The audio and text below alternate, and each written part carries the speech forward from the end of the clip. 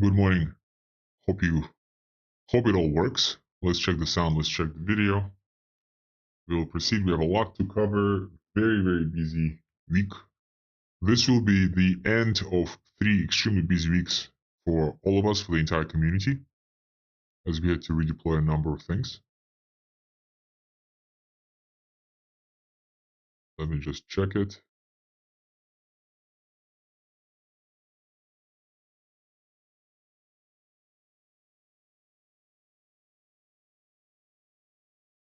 Okay, it's opening up quite slowly.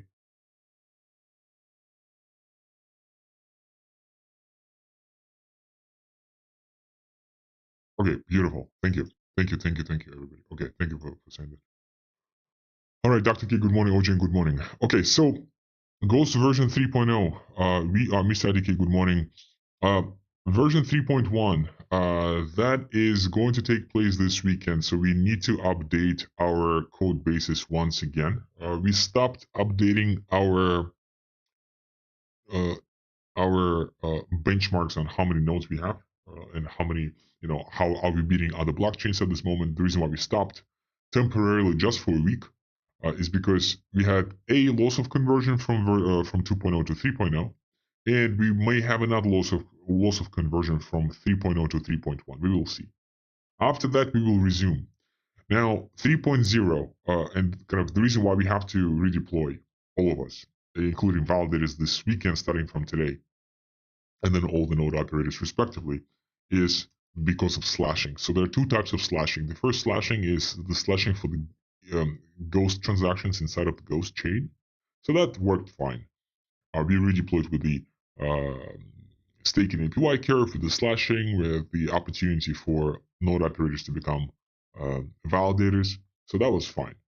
However, the slashing on the side of the bridge itself, so when you are being slashed for being a malicious validator, validating improper transactions from, say, Ethereum to Ghost, or from Ghost to Avalanche, that slashing was retained in the core. We don't have user interfaces for this yet, but the functionality, as we mentioned many times, has been already incorporated. So therefore, the slashing happens. And since the slashing happens, and since we don't have any EVMs, lots of validators just getting slashed for no reason. And some of you guys noticed it. I think, yeah, the Arslan mentioned it, saw that. Dr. K noticed it. So lots of you guys noticed it, and that's true. So in order for us to eradicate this unnecessary slashing right now, since there are no EVMs connected, we will remove this type of slashing. So it's a very easy redeploy. It should take is the usual, not much. So as long as you can precompile a code base, which most of the validators have done already, the actual update will probably take like less than a minute. We just have to do it timely. Now, the reason why we have to do it timely within an hour, as we mentioned before as well, for the validators is to make sure that they're not getting slashed, and B, the ledger is properly synced.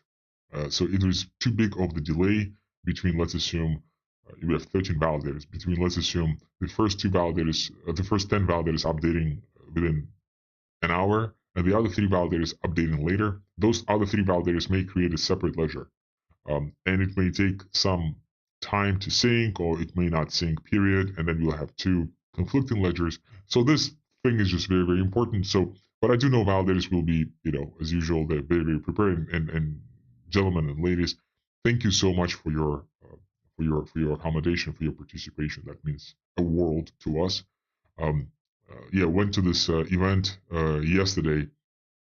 Yeah, it's crazy. It's absolutely crazy how, um, when you keep describing that we have 100 validators, 120 validators, and like the more I think about it, the more I'm like, well, we have 120 testers.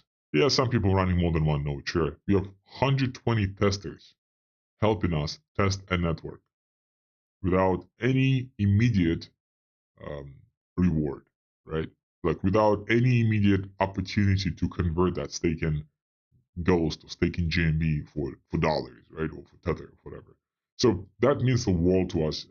Wales, thank you so much. Like, we really appreciate your participation. That is really cool. Okay, so Ghost 3.1 again, to sum it up, happening today. Once the validators are done and finished with the update, hopefully we'll be done right after this call, we can be good to go. We can be good to go. So all the other node operators can do the same. Next.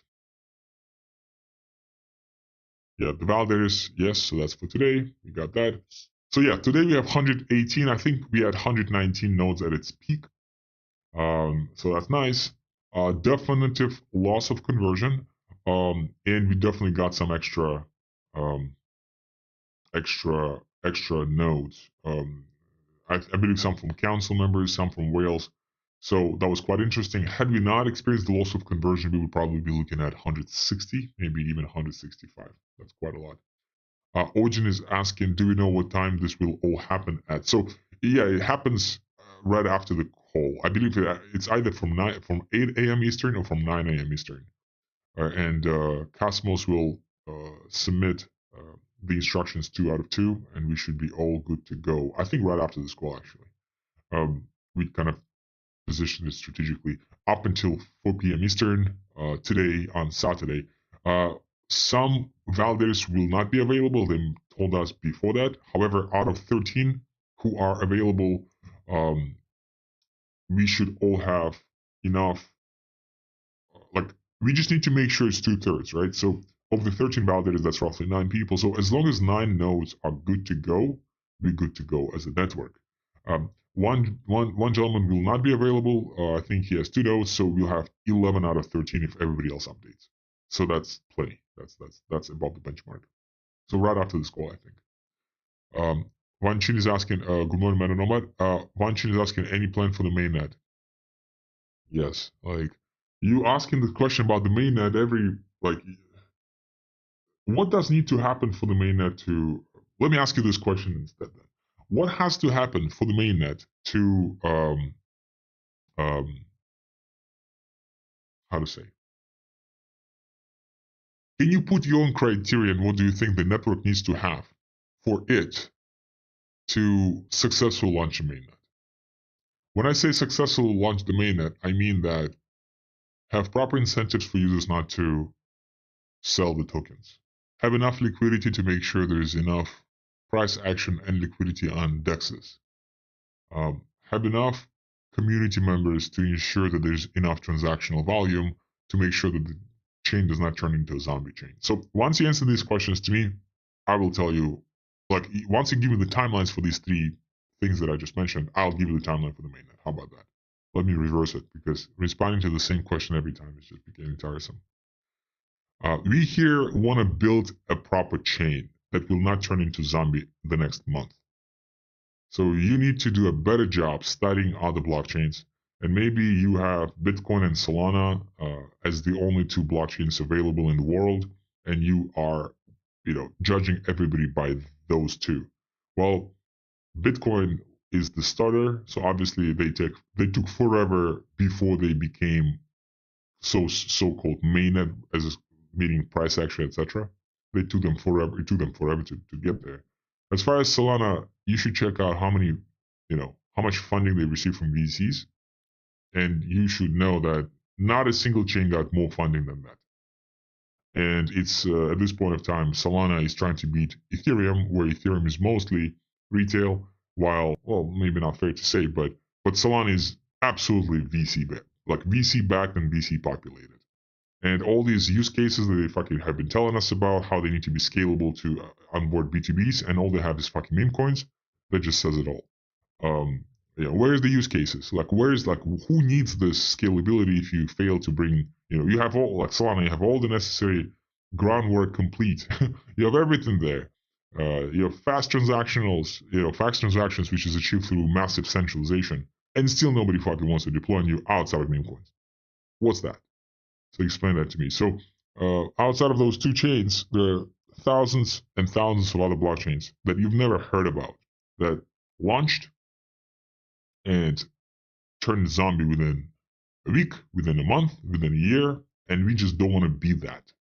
So if you launch today and you'll be happy because we launched today finally, and you can tell yourself, oh, they launched, it does not mean that you'll be able to get exit to your liquidity. I'll just say that. Lorenzo, what's the process of GMB token swap on Arbitrum? The process is pretty straightforward. I think it's outlined. It's either is already outlined or it will be outlined. It's very straightforward. You need to mint an NFT on Arbitrum, and once you do that, you need to put the respective details on the specific post, whenever that post is available. If it's not available yet, just wait for that to be available, and that's pretty much it. The swap will be done by the team. The swap is comprised of GMB points being burnt in your Telegram bot, and then the GMB tokens being minted in an equal one-to-one amount under your specific GML NFT. So by this, we are achieving INO, which is initial NFT offering, where the tokens are not allocated into your wallet, rather they are allocated into a smart contract, and you as an NFT owner have access to that specific allocation within that smart contract. That's decentralized, that's compliant, that's kudos to the development team of Ghost for designing the architecture and implementing it properly, and also filing with the EIP, which is Ethereum Improvement Proposal. But the process is very straightforward. You just have to have an NFT and comment under a respective post with your details, which is your address and your token ID, I think. Okay, let's move forward. Next. Yeah, updates. So let me just go through these updates one more time, because Ghost 3.0, Ghost 3.1 don't change much. There are not that many. There's nothing additional, essentially. We're just cutting out the functionality of being slashed by the bridge, just to make sure that we're not slashed right now, because we are slashed since there's no EVMs, and therefore, because there are no EVMs, the algorithm is just considering slashing right away. So just to reiterate what's going to happen in 3.1, since we didn't really experience, like this last week, we didn't really push much for the functionality because we knew we need to redeploy. But the functionality again includes what you will be expecting in the next month. Updated Genesis validator lists. Okay, that we have that programmatic upgrade from nodes to validators. That's quite important. So you will be able to upgrade from being a node to being a validator on chain, without the need, as we mentioned, like without the need to like, oh, please, like make me a validator. No. As long as you have the minimum balance, which is 6.9 Casper, you shall be able to be upgraded from node to a validator. And once you are validated, now you can be slashed. So this will not be available, like how to say, like we're not going to be executing this like in the community day one. You will be able to do it day one if you want to, but within a week or two, whatever, once everything settles down, we'll then start kind of providing additional instructions how to do it. Slashing is there. Slashing is part of it. So now validators can be slashed if they are offline for a very extensive period of time. New staking curve. So I'm going to demonstrate this on the next slide. And these Casper Genesis balance, right? So updated. So not only validators get Casper, but also node operators get Casper. How does it work? So all the addresses that have been circulating in the Whales chat will receive some type of allocation. Now, conversely, those wallets that have not been circulating in the Whales chat will not be getting any Casper balance. That just shows yet again how important it is to be active in the chat, because right, like I know some guys running 8 nodes, some guys running 10 nodes. I don't think, guys, like I do apologize for this in advance, but like you didn't place lots of these addresses, right?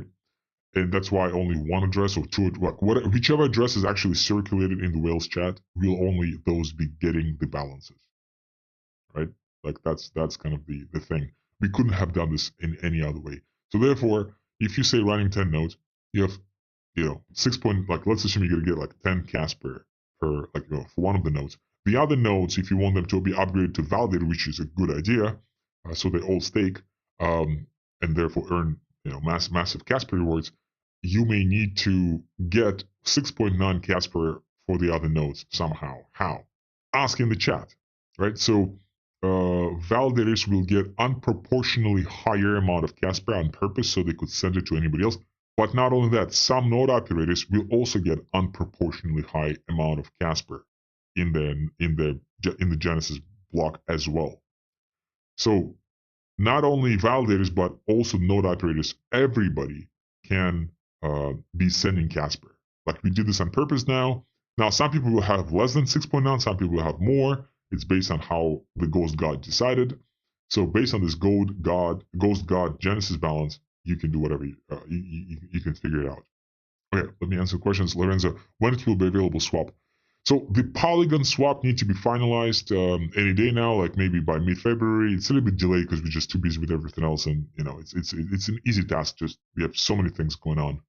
The Arbitrum swap, I believe, will be the deadline for that. I believe is March 31st of 2025, and then it will actually be. So you need to apply for the swap, and it will be executed therefore within a month and a half. Like we have a pretty big history of being massively late with the swaps. We do apologize for this. I'm not proud to say this. I'm just transparent to say that once we were late by 6 months with the swap details.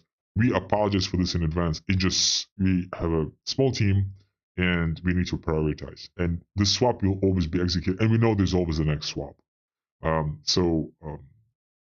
Before the mainnet, there will always be the next swap. So you're not going to be late if you're active. If you're not active, then it's it's on you. But if you missed one swap or whatever, you can always participate in the next one. But if then you will be unavailable for the next one, then of course you should participate in this one. Lorenzo is asking again, try to upgrade levels of whales fast, even they already send details in bot. Yeah, that's another thing.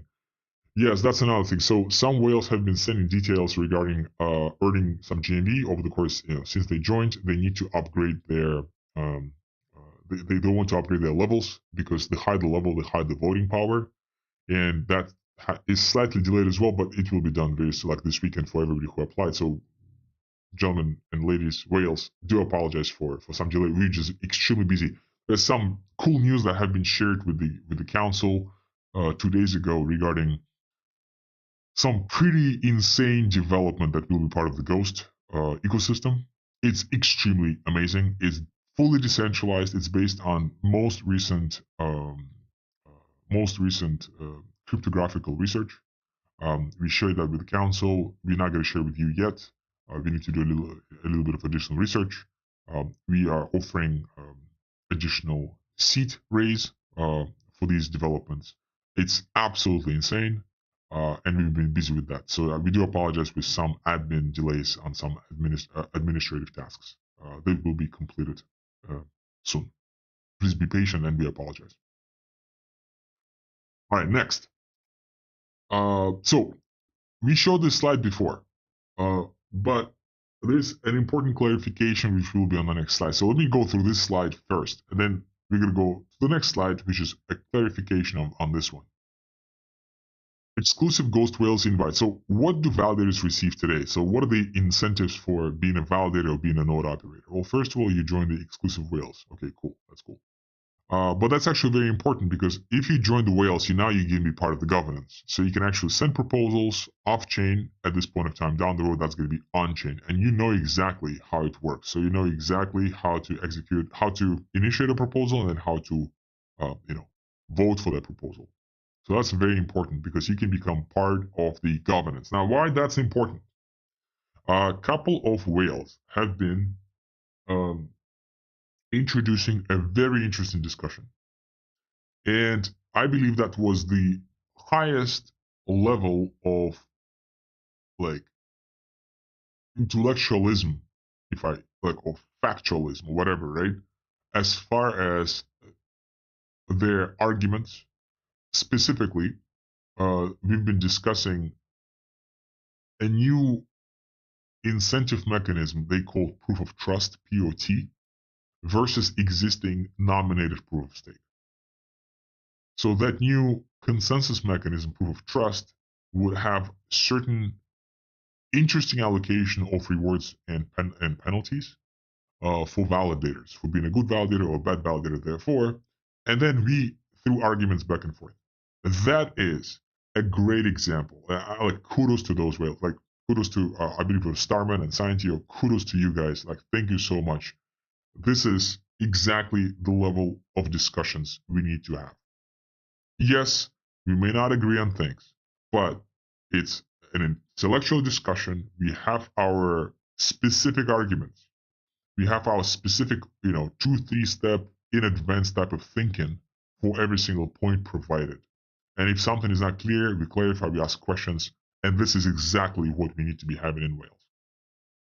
Whether POT is implemented or not, whether we, suck as discussion entertainers or not, we all will be improving, right?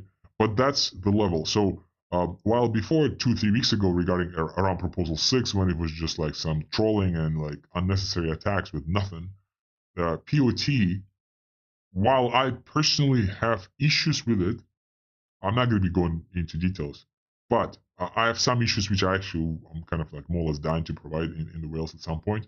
But there are great advancements in POT as well compared to NPAS. Like, for example, NPAS at this point of time, just quickly, is punishing based on the stake, and you can game it if you buy the stake. POT, you can only game it if you get, if you invest time. And time is the only source that is like completely scarce. And it's impossible to replicate time. You can buy more money, like you can buy more stake, but you cannot buy more time. Time just has, like, you can, if you're pregnant, as a woman, like a bad example, but if you're pregnant, like it will take you 9 months, right? On average, right? 8 to 10, right? It's impossible to move elsewhere. So you cannot like pay somebody and have your child within 2 months delivered. It has to be 9 months. Same thing with POT. So using the scarce resource of time as the instrument to penalize or reward validators is insane. It's a very, very interesting concept.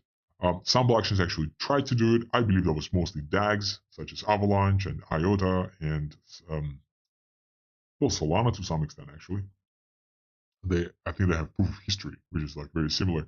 So some chains doing this, pros and cons, doesn't matter. Great discussion, great points, and Starman Scientist, thank you.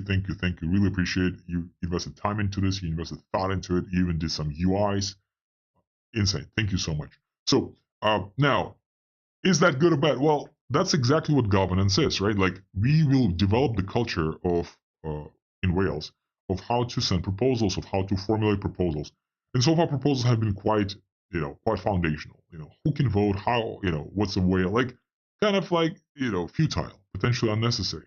But that all creates a culture of how to initiate and maintain an intellectual discussion on more important topics, such as, say, ghost staking APY curve. What is the curve? How is it implemented?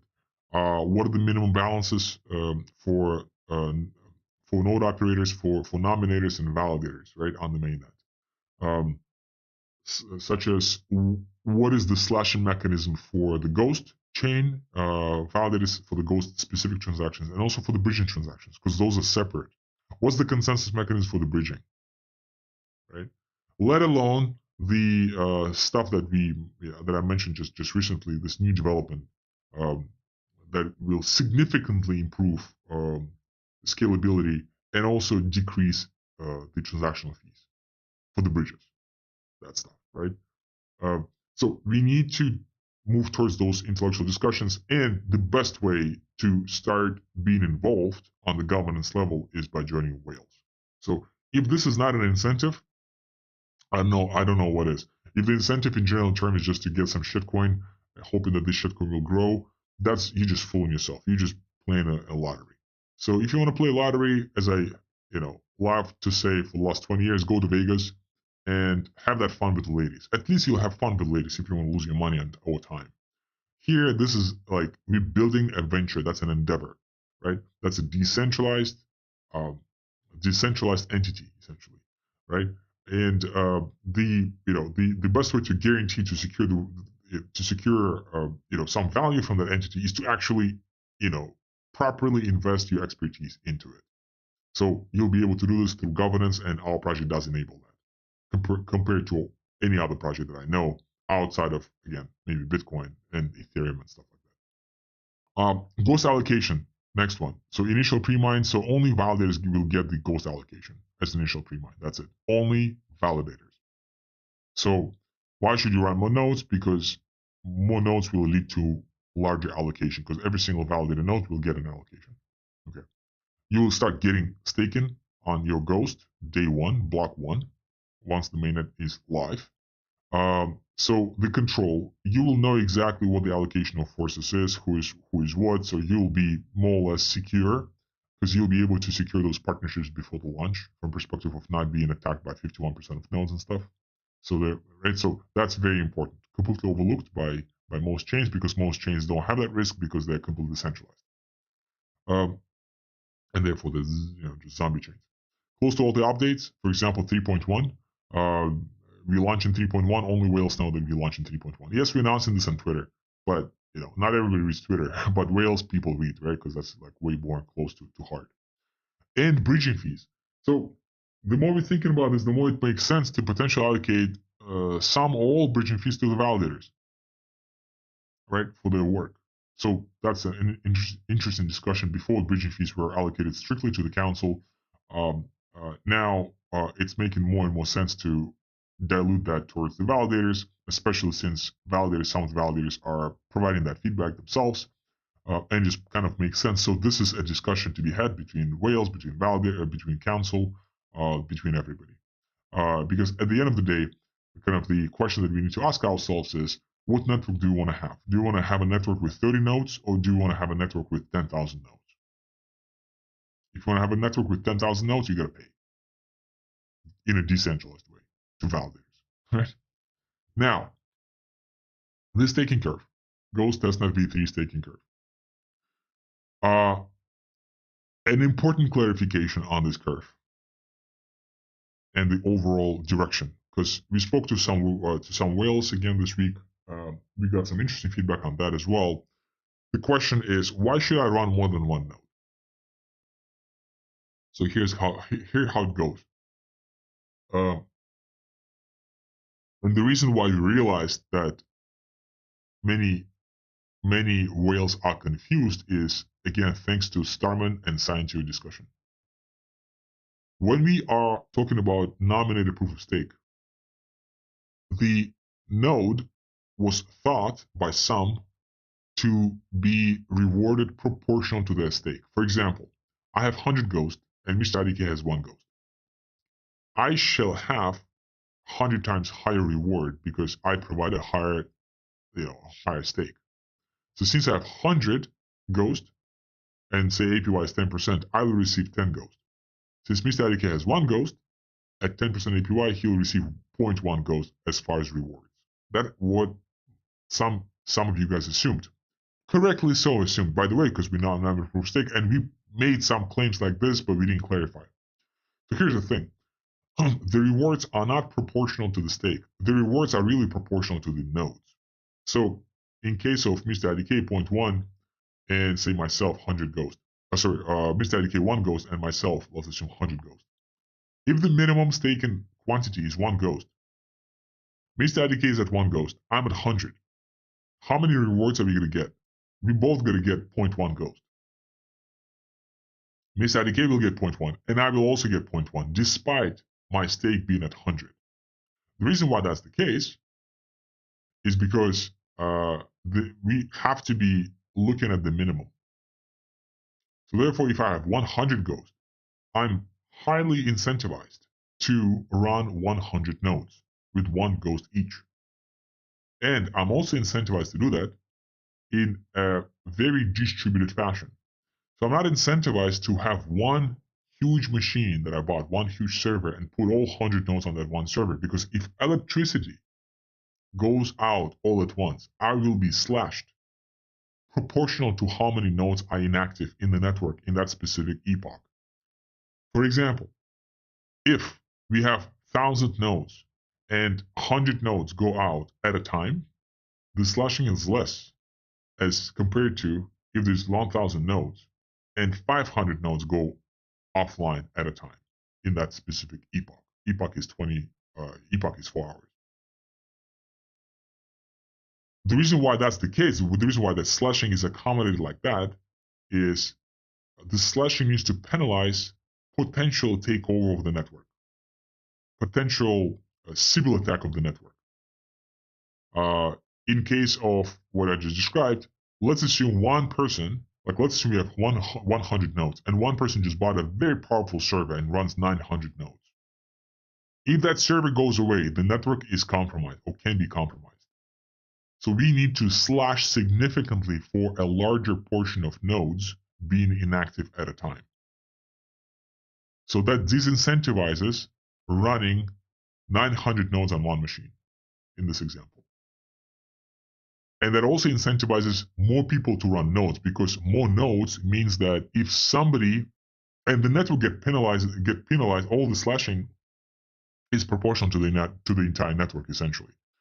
So the larger the number of nodes, the lower is the slashing for everybody. So you are incentivized to run nodes, because that way you are kind of like meshing your penalties, lighter essentially.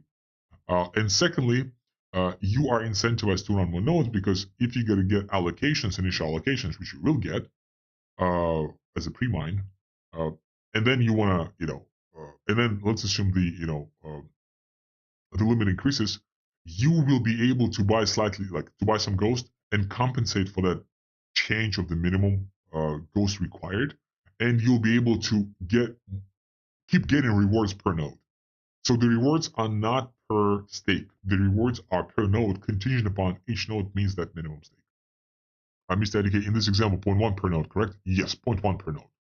So one example is 1 ghost minimum, 10% APY, 0.1 ghost per node. So that was a great question, and again, I think this question arose from some of the feedback from Wales, and also from the based on the discussion from Starman and Scientia, because we did not make it clear before. So now it's extremely reasonable to run as many nodes as you want, and you need to run them in a distributed fashion. What does it mean? Try to run them in different locations. Try to run them in different VPSs. Try to run the VPS in different locations, right? Try to put your machines in different places and access them through SSH.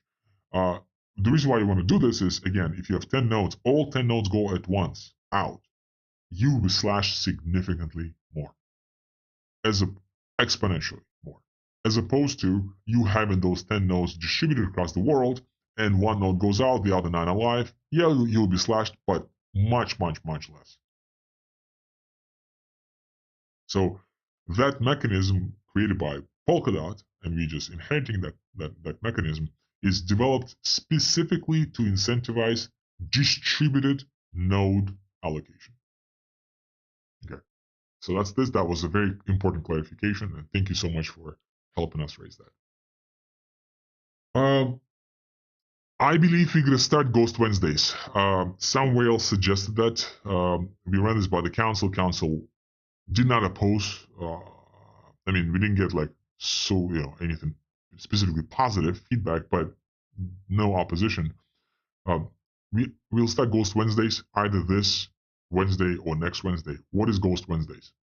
Ghost Wednesdays will be an hour on Wednesdays. The call will probably be either in Discord or Telegram, probably on Telegram, where we will be discussing specific questions. So those intellectual discussions that we started, we'll either be finalizing those discussions, or we're going to be asking questions about, we'll be asking the community the questions about the staking curve, APY, what the minimum balance is. I'll show you exactly what the topics are at this point.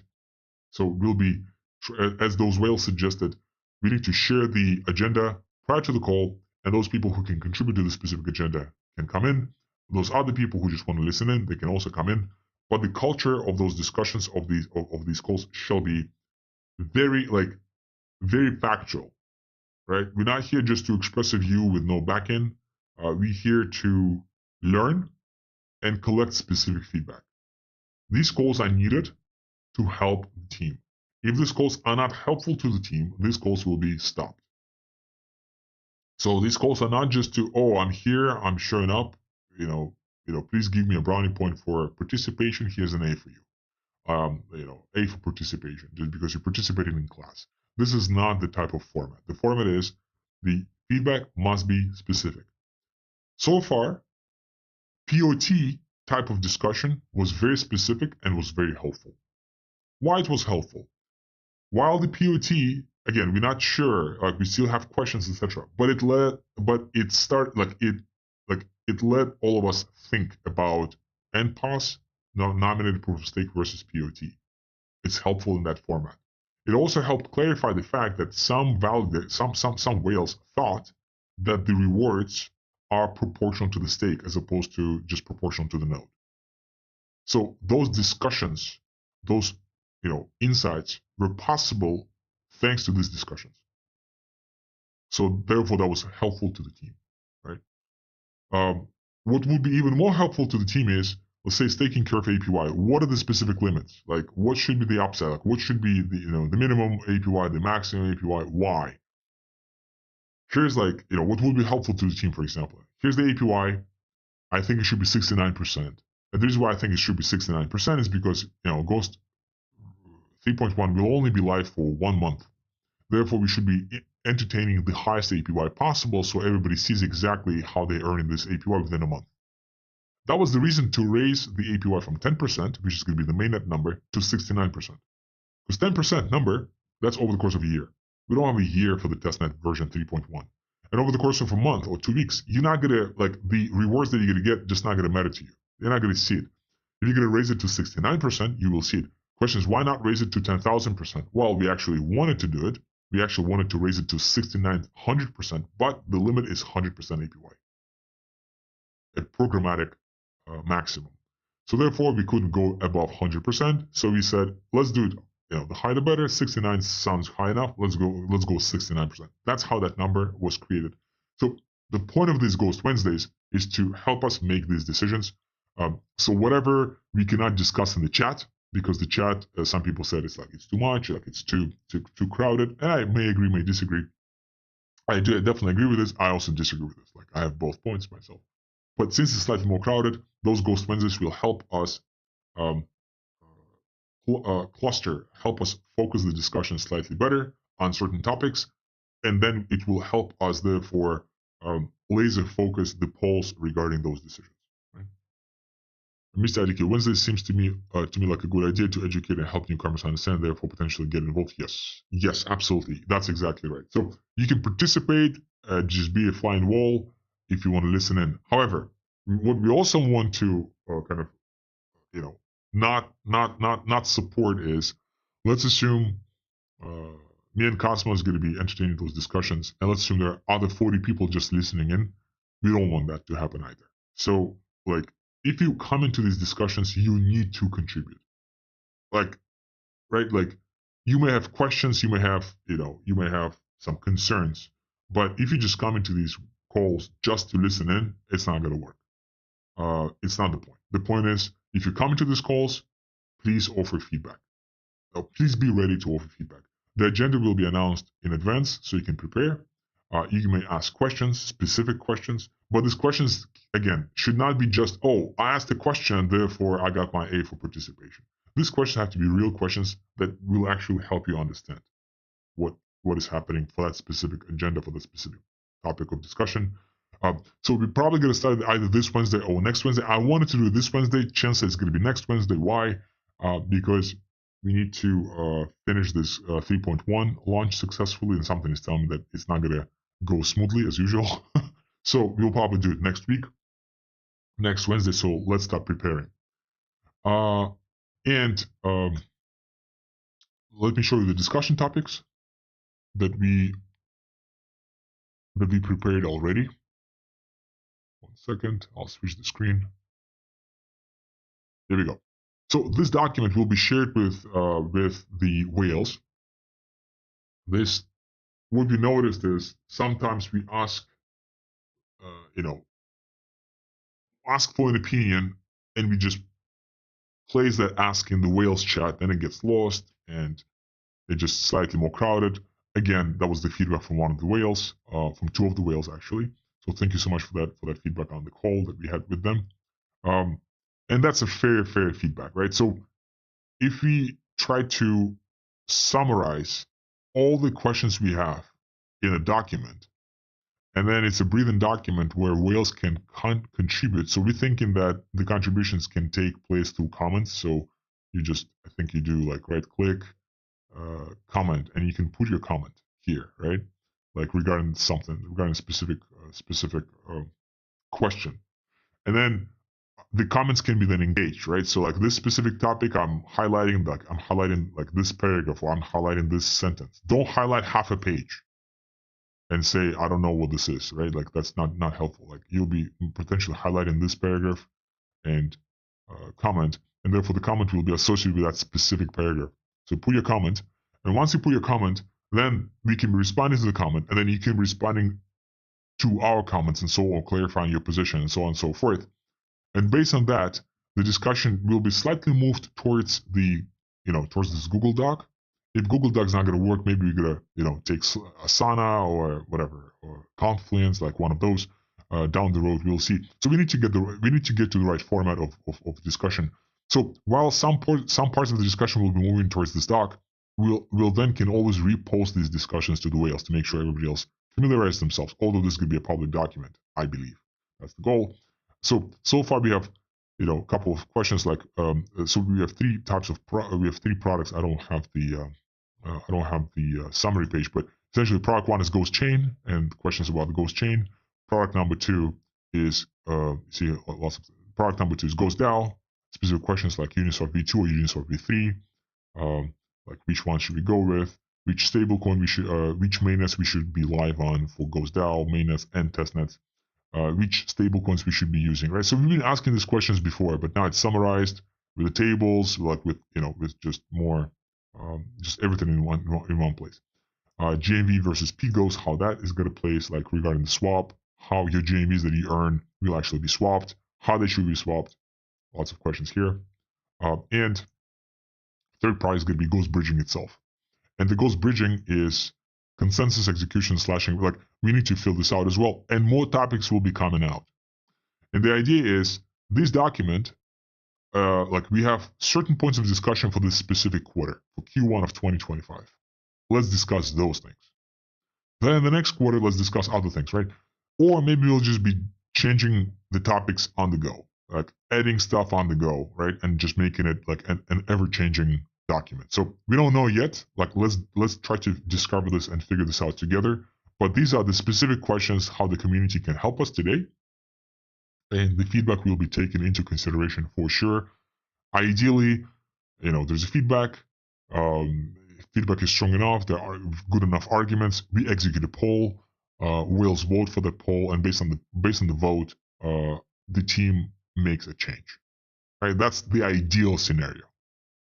For us to really follow that scenario, the arguments need to be really fucking good.